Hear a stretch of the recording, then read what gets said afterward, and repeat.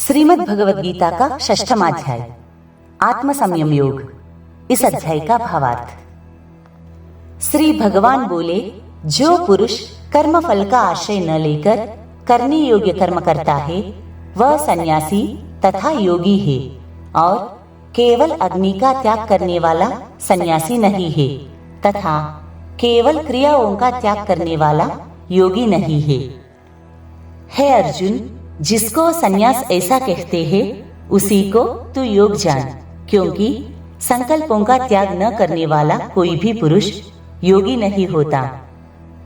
योग में आरूढ़ होने की इच्छा वाले मननशील पुरुष के लिए योग की प्राप्ति में निष्काम भाव से कर्म करना ही हेतु कहा जाता है, और योगारूढ़ हो जाने पर उस योगारूढ़ पुरुष का जो सर्व संकल्पों का अभाव है वही कल्याण में हेतु कहा जाता है। जिस काल में न तो इंद्रियों के भोगों में और न कर्मों में ही आसक्त होता है, उस काल में सर्व संकल्पों का त्यागी पुरुष योगारूढ़ कहा जाता है। अपने द्वारा अपना संसार समुद्र से उद्धार करे और अपने को अधोगति में न डाले, क्योंकि यह मनुष्य आप ही तो अपना मित्र है और आप ही अपना शत्रु है। जिस जीवात्मा द्वारा मन और इंद्रियों सहित शरीर जीता हुआ है, उस जीवात्मा का तो वह आप ही मित्र है, और जिसके द्वारा मन तथा इंद्रियों सहित शरीर नहीं जीता गया है, उसके लिए वह आप ही शत्रु के सदृश शत्रुता में बरतता है। सर्दी गर्मी और सुख दुखादि में तथा मान और अपमान में जिसके अंतःकरण की वृत्तियां भली भांति शांत है, ऐसे स्वाधीन आत्मा वाले पुरुष के ज्ञान में सच्चिदानंद घन परमात्मा सम्यक प्रकार से स्थित है, अर्थात उसके ज्ञान में परमात्मा के सिवा अन्य कुछ है ही नहीं। जिसका अंतःकरण ज्ञान विज्ञान से तृप्त है, जिसकी स्थिति विकार रहित है, जिसकी इंद्रियां भली भांति जीती हुई है, और जिसके लिए मिट्टी पत्थर और सुवर्ण समान है, वह योगी युक्त अर्थात भगवत प्राप्त है, ऐसे कहा जाता है। सुहृद मित्र वैरी उदासीन मध्यस्थ द्वेष्य और बंधुगणों में धर्मात्माओं में और पापियों में भी समान भाव रखने वाला अत्यंत श्रेष्ठ है। मन और इंद्रियों सहित शरीर को वश में रखने वाला आशा रहित और संग्रह रहित योगी अकेला ही एकांत स्थान में स्थित होकर आत्मा को निरंतर परमात्मा में लगावे। शुद्ध भूमि में जिसके ऊपर क्रमशः कुशा मृगछाला और वस्त्र बिछे हैं, जो न बहुत ऊंचा है और न बहुत नीचा, ऐसे अपने आसन को स्थिर स्थापन करके उस आसन पर बैठकर चित्त और इंद्रियों की क्रियाओं को वश में रखते हुए मन को एकाग्र करके अंतःकरण की शुद्धि के लिए योग का अभ्यास करें। काया सिर और गले को समान एवं अचल धारण करके और स्थिर होकर अपनी नासिका के अग्रभाग पर दृष्टि जमाकर अन्य दिशाओं को न देखता हुआ ब्रह्मचारी के व्रत में स्थित भय रहित तथा भली भांति शांत अंतःकरण वाला सावधान योगी मन को रोककर मुझमें चित्त वाला और मेरे परायण होकर स्थित होवे। वश में किए हुए मन वाला योगी इस प्रकार आत्मा को निरंतर मुझ परमेश्वर के स्वरूप में लगाता हुआ मुझ में रहने वाली परमानंद की पराकाष्ठा रूप शांति को प्राप्त होता है। हे अर्जुन, यह योग न तो बहुत खाने वाले का, न बिल्कुल न खाने वाले का, न बहुत शयन करने के स्वभाव वाले का, और न सदा जागने वाले का ही सिद्ध होता है। दुखों का नाश करने वाला योग तो यथा योग्य आहार विहार करने वाले का, कर्मों में यथा योग्य चेष्टा करने वाले का, और यथा योग्य सोने तथा जागने वाले का ही सिद्ध होता है। अत्यंत वश में किया हुआ चित्त जिस काल में परमात्मा में ही भली भांति स्थित हो जाता है, उस काल में संपूर्ण भोगों से स्पृहा रहित पुरुष योग युक्त है, ऐसा कहा जाता है। जिस प्रकार वायु रहित स्थान में स्थित दीपक चलायमान नहीं होता, वैसी ही उपमा परमात्मा के ध्यान में लगे हुए योगी के जीते हुए चित्त की कही गई है। योग के अभ्यास से निरुद्ध चित्त जिस अवस्था में उपराम हो जाता है और जिस अवस्था में परमात्मा के ध्यान से शुद्ध हुई सूक्ष्म बुद्धि द्वारा परमात्मा को साक्षात करता हुआ सच्चिदानंद घन परमात्मा में ही संतुष्ट रहता है। इंद्रियों से अतीत केवल शुद्ध हुई सूक्ष्म बुद्धि द्वारा ग्रहण करने योग्य जो अनंत आनंद है, उसको जिस अवस्था में अनुभव करता है और जिस अवस्था में स्थित यह योगी परमात्मा के स्वरूप से विचलित होता ही नहीं। परमात्मा की प्राप्ति रूप जिस लाभ को प्राप्त होकर उससे अधिक दूसरा कुछ भी लाभ नहीं मानता और परमात्मा प्राप्ति रूप जिस अवस्था में स्थित योगी बड़े भारी दुख से भी चलायमान नहीं होता।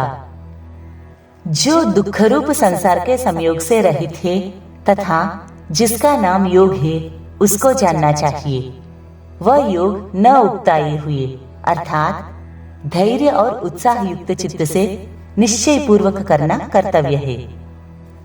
संकल्प से उत्पन्न होने वाली संपूर्ण कामनाओं को निश्चेष रूप से त्याग कर और मन के द्वारा इंद्रियों के समुदाय को सभी ओर से भली भांति रोककर क्रम क्रम से अभ्यास करता हुआ उपरति को प्राप्त हो तथा धैर्य युक्त बुद्धि के द्वारा मन को परमात्मा में स्थित करके परमात्मा के सिवा और कुछ भी चिंतन न करे। यह स्थिर न रहने वाला और चंचल मन जिस जिस शब्दादि विषय के निमित्त से संसार में विचरता है, उस विषय से रोककर यानी हटाकर इसे बार बार परमात्मा में ही निरुद्ध करे। क्योंकि जिसका मन भली प्रकार शांत है, जो पाप से रहित है और जिसका रजोगुण शांत हो गया है, ऐसे इस सच्चिदानंद घन ब्रह्म के साथ एक ही भाव हुए योगी को उत्तम आनंद प्राप्त होता है।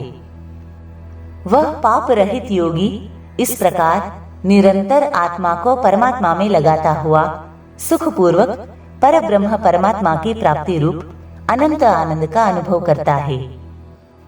सर्वव्यापी अनंत चेतन में एक ही भाव से स्थित रूप योग से युक्त आत्मा वाला तथा सब में समभाव से देखने वाला योगी आत्मा को संपूर्ण भूतों में स्थित और संपूर्ण भूतों को आत्मा में कल्पित देखता है। जो पुरुष संपूर्ण भूतों में सबके आत्मरूप मुझ वासुदेव को ही व्यापक देखता है और संपूर्ण भूतों को मुझ वासुदेव के अंतर्गत देखता है, उसके लिए मैं अदृश्य नहीं होता और वह मेरे लिए अदृश्य नहीं होता। जो पुरुष एक ही भाव में स्थित होकर संपूर्ण भूतों में आत्म रूप से स्थित मुझ सच्चिदानंद घन वासुदेव को भजता है, वह योगी सब प्रकार से बरतता हुआ भी मुझ में ही बरतता है।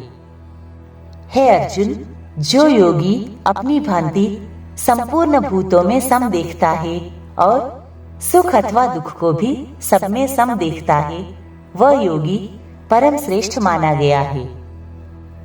अर्जुन बोले, हे मधुसूदन, जो यह योग आपने समभाव से कहा है, मन के चंचल होने से मैं इसकी नित्य स्थिति को नहीं देखता हूँ। क्योंकि हे श्री कृष्ण, यह मन बड़ा चंचल प्रमथन स्वभाव वाला, बड़ा दृढ़ और बलवान है, इसलिए उसका वश में करना मैं वायु को रोकने की भांति अत्यंत दुष्कर मानता हूँ। श्री भगवान बोले, हे महाबाहो, निस्संदेह मन चंचल और कठिनता से वश में होने वाला है, परंतु हे कुंती पुत्र अर्जुन, यह अभ्यास और वैराग्य से वश में होता है।